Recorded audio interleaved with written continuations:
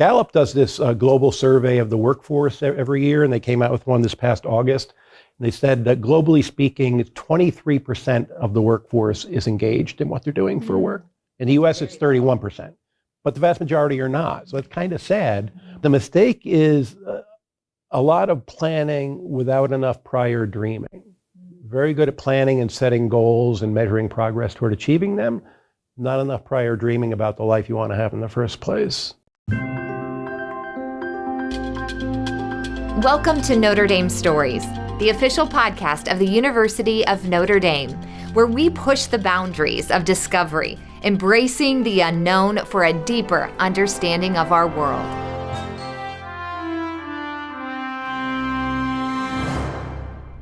Talking to Joe Holt is like having a conversation with your 5 most interesting friends all at once. A former Jesuit priest, an Ironman triathlete, stockbroker, corporate attorney, and now professor in the Mendoza College of Business. He has a lot to say about the twists and turns of life and how we measure success along the way. Hello, Joe. Hi, Jenna. It's so nice to see you. I'm excited for our conversation. Thanks for joining me. Good, yeah, good. And we have the beautiful sun shining into the Stayer Center, which we were talking off camera is a welcome treat here in Northern Indiana. Absolutely. What initially sparked my interest in a conversation with you was an article you wrote for Forbes about achieving goals. Mm-hmm. So tell me your approach, or how do you talk to your students about success? For myself personally, it's not so much the new year that kicks it off. There's never a point in the year when I don't have a goal. It's kind of, I'm like always striving. What I try to do is think of a goal that is formidable but doable. And then what I find helpful is creating an audience. So when I decided I was going to try an Ironman triathlon, which was quite ambitious for me because when I decided I was going to do that, I could only swim one length of the pool, and the Ironman is 2.4 miles with 152 lengths of the pool.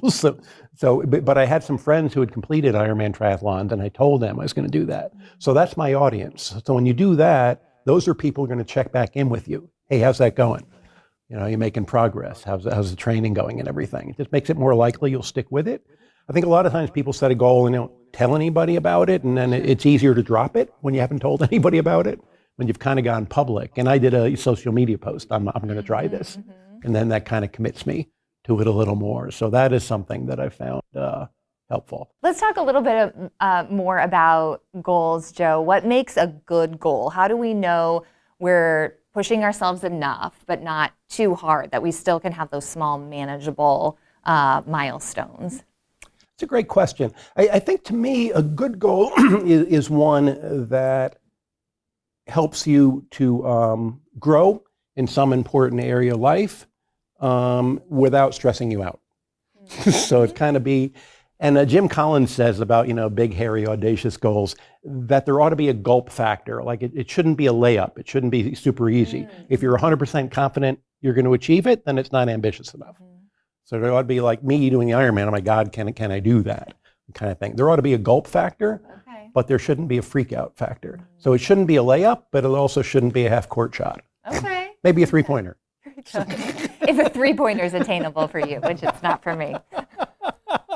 Or me. So that also, the way I think about good goals is that they help you get out of some kind of rut that you've been in life. So when it comes to fitness, for decades, my definition of when I was in shape was, could I run a 5K on a day's notice, and can I bench press my body weight? But now that I've gotten into triathlons, my definition of fitness is, can I do an Olympic distance triathlon on a day's notice and bench press my body weight? So the Olympic distance is swim 0.93 miles, bike 25, and run a 10K. So to me, that's now, so my floor is now at a higher place. But, I think a lot of us get into ruts in lots of areas in life. So are there ways that I could be a better teacher? I'm always trying to get better. Are there ways that I could be a better spouse, a better parent? Could you be a better friend? Lord knows I could be a better Catholic. So what are all the ways I could do that? A good goal makes your life better. A great goal makes life better for others as well, I think. Now, we've talked about determining if a goal is achievable. Yeah. So what are some of your broad philosophies or maybe frameworks that you try to instill in your students about how to wrestle with those questions? Yeah, I mean, I was a Jesuit for 12 years, and Jesuits are characterized by what I call a holy restlessness, always striving for more. So they never content themselves with just good enough. So for a Jesuit, the question is not, is the thing you're doing, the goal you're setting, a good one? The question is it the best possible thing you could be doing? Is it the best possible goal you could be achieving? And they're not content until you get with that. So like, when the pandemic happened, there were lots of things you could do to help. You could kind of track illnesses, get food for elderly folks. And all of that is wonderful and really good stuff. But I'd had some prior experience as a nurse's aide working with a terminal cancer patient. 20% of the cases and deaths early on were frontline healthcare workers. Given my experience, I thought I could help out in that way. That would be a better thing for me to do. One of the things that fascinates me about universities, you hear a lot of talk about intelligence, knowledge, analytical ability, problem-solving skill. When's the last time you heard a substantial talk about wisdom? Nobody talks about wisdom. It's like a really big thing to not talk about. What does it mean to be wise? And are you living a life that is wise? And as a Catholic school, to what extent does faith shape or inspire what you're doing? But it's interesting that I think when you ask people if they pray, a lot of times when they say yes, what they mean is that they say prayers. But you pray in such a way that God can get a word in edgewise.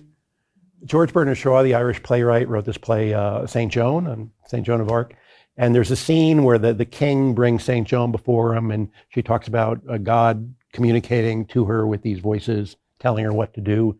And the king says, why did God send voices to you and not to me? I'm the king, not you. And she said, well, God does send the voices to you, but you don't hear them. You don't go out in the field at night to listen to them. The Angelus rings and you cross yourself and then you get on with it. It's kind of perfunctory that way. So how many people are really kind of listening? Joe, we talked about the dictionary definition of success. When it comes to success in business or when it comes to what makes a good job, how are those sometimes different? And how do you talk to your students about that? What I do with them is ask them a question of, what makes for a good job. And the hypothetical I give them, high paying and prestige is fine so far as it goes. But I ask them, can you think of somebody who's got a high paying or prestigious job for whom it's actually not a good job?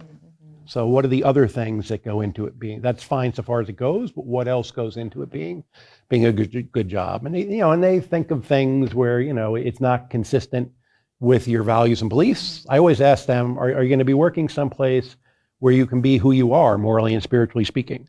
Are you working someplace that encourages your better instincts or makes it harder for you to follow your better instincts? Are you working someplace that's going to enable you to have the work-life balance that you want to have and have the time for the relationships that matter most? Are you working someplace where you feel you're making a positive difference? So the guy, Patrick Lencioni, wrote this book, The 3 Signs of a Miserable Job. And one of the signs is irrelevance. Irrelevance is the sense that the work we do around here really doesn't make a difference. We're really not helping anybody. So it's hard to be enthusiastic and do your best work when you don't feel you're making a positive difference that way. I talk about it, there's a difference between negative freedom and positive freedom. So negative freedom is freedom from the absence of external constraints. I can go where I want to go, do what I want to do, say what I want to say. I think when most Americans think we're free people, I think that's what they mean. Positive freedom is freedom for. So given that you can do whatever you want to do, what is most worth doing? What is worthy of devoting your time, talent, and energy to? So a good job is one that you feel is worth devoting your time, talent, and energy to. And when you meet Jesus at the end of life and he says, okay, let's look back and see what you did with the time, talent, and energy I entrusted to you, or are you going to be happy with what you see? Attaining wealth, fame, position says nothing about the kind of person you are. Though it defines success entirely in terms of having. You have wealth, you have fame, you have an impressive position. Says nothing about being, your character and the quality of your relationships. So if you have wealth, fame, and impressive position, but you're a jerk, nobody likes and trusts you, is your life a success or not? And it says nothing about have you made life better for other people or not. It says nothing about that. And clearly that should have something to do with success.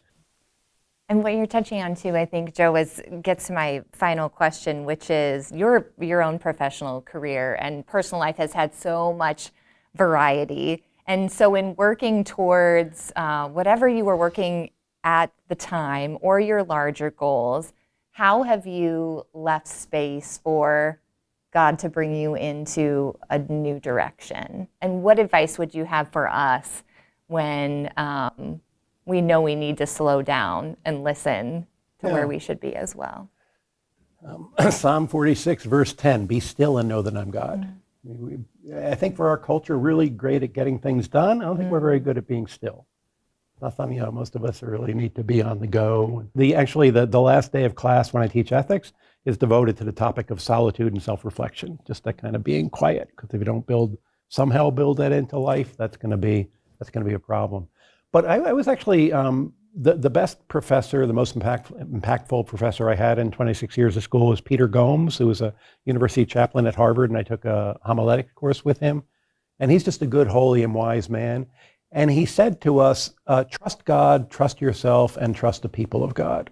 And that always kind of resonated with me. But it seems to me that life has always seemed like this treasure hunt, where at every step you get a clue that tells you how to get to the next step, but not to the end. And I think a lot of peace is just learning to kind of accept that. I don't know how it's going to end. So you make the best decision you can based on the evidence that life and the Lord of life are giving you in the moment, and then you live the decision, and then see how that works out, but always be open to maybe there's something different. One of the things I like to reflect on is in the Gospels, when Jesus calls the disciples, Peter and James and John, it says they left everything and followed him. And I think we read that over too quickly, because that's like a big thing, leaving everything to follow him. I mean, they had a hometown, they had jobs, Peter was married, they had friends and all of that. So my question to the students is, when they left everything to follow him, to what extent did they know where they were going? I think the answer is not at all. They knew who they were following, but they didn't know where they were going. And by the way, if they did know where they were going, would they have followed? Right. Is it? So to me, that's what life was like for the first disciples. Why should it be different for us? Is kind of it. So I think I've always been open to just different things possible and a God of surprises. I tell the students that the words I want on my tombstone are, he meant well. It wasn't very good, but his heart was in the right place. But I said, success to me will be like dying and meeting Jesus and hearing him say, well done, good and faithful servant. And I don't think I'm on path for that yet, but that's where I want to that's where I want to be. So just always remembering that, life is wonderful, the world is amazing, filled with incredible possibilities, but it ends. Thank you for this intriguing conversation. We have lots to think about. I appreciate you, Joe. Thanks for your time. Appreciate you. Thank you. My pleasure. Yeah.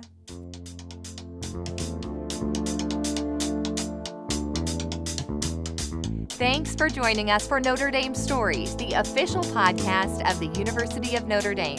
Find us on stories.nd.edu and subscribe wherever you get your podcasts.